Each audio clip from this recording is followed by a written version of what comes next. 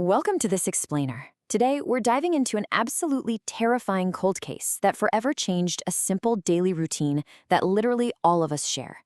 This is the story of how our modern world was shaped by an invisible threat and how the echoes of a devastating 1982 tragedy are still sitting right inside your home today.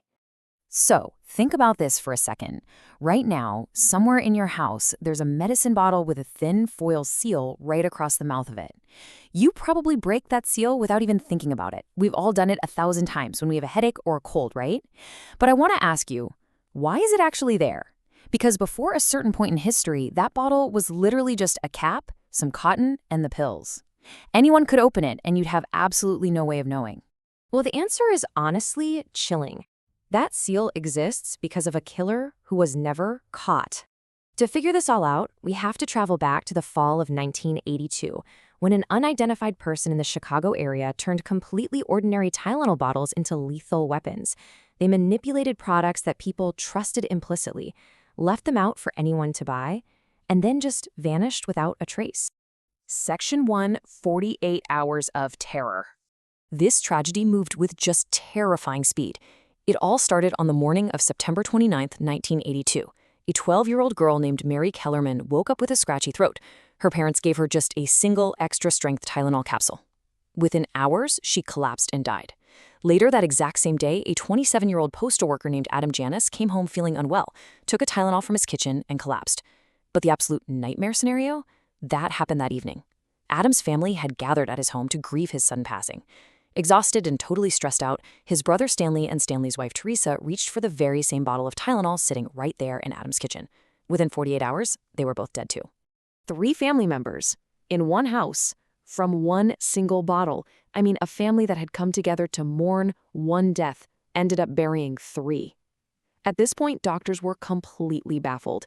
They were staring at something that made absolutely zero medical sense. Healthy people of completely different ages dropping dead within hours of each other.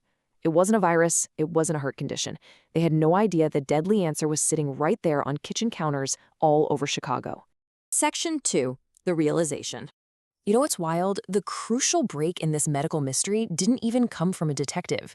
It actually came from 2 off-duty firefighters comparing notes over the phone. One of them noticed the word Tylenol popping up in 2 separate households and just tossed it out as a wild guess. But when investigators rushed those connected bottles to a lab, they discovered a completely horrifying reality. The red and white capsules weren't filled with medicine at all. They were packed with potassium cyanide. Just a single capsule was packed with enough of this highly lethal poison to kill a person many times over. And investigators quickly noticed a super disturbing detail. The poison bottles came from totally different manufacturing plants in different states. There was literally no single point in the supply chain where they overlapped, which meant the poison wasn't added at the factory. By tracing the bottles, investigators realized this terrifyingly simple, 4-step process was actually carried out right in the aisles of local stores. Someone lifted the bottles, emptied the capsules in private, packed them with cyanide, and then snapped them back together. They returned them to pharmacy and supermarket shelves like hidden landmines, just waiting for unsuspecting strangers.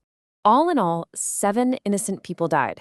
This included Mary McFarland, who collapsed at the phone company where she worked, a young mother named Mary Reiner who had literally just given birth, and Paula Prince, a 35-year-old flight attendant.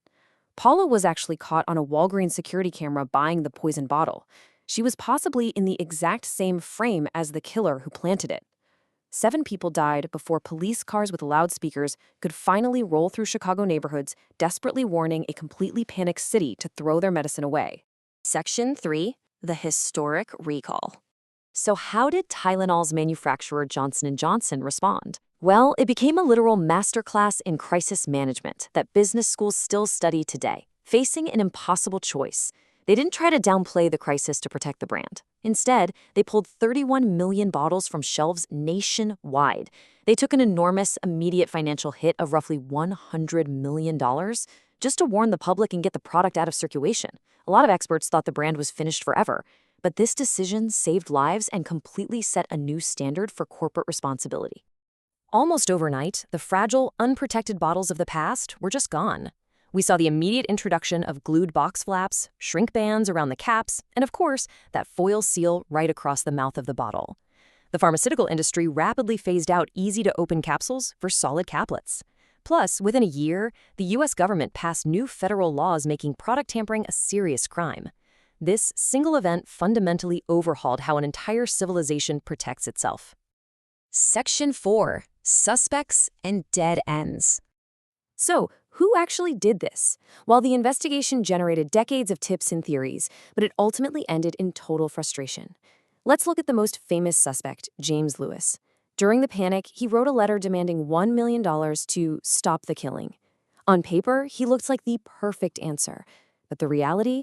Investigators couldn't even place him in Chicago, and decades later, his DNA didn't match the bottles. He was convicted of extortion, sure, but never the murders, eventually dying in 2023. Then there was Roger Arnold, a local warehouse worker. The sheer pressure of suspicion pushed him into intense paranoia, which led him to tragically shoot and kill an innocent man he wrongly believed had turned him in. But Arnold was never linked to the poisonings either. They even briefly looked at a young man who would later be known as the Unabomber. 40 years of suspects, and every single one turned into a frustrating dead end. Section 5. A permanent monument. What makes this so wildly different from almost any other unsolved mystery is the complete lack of a clear motive. There was no revenge, no collected money, no manifesto, just cyanide quietly returned to a shelf.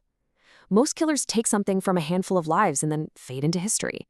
But this unknown individual reached into the medicine cabinet of literally every home in America. Every shrink wrap, every warning band, and every seal you've ever broken exists because of 7 people who died and a killer who was never found. We all live inside the world their crime created. As we wrap up this explainer, I want to leave you with a pretty chilling thought.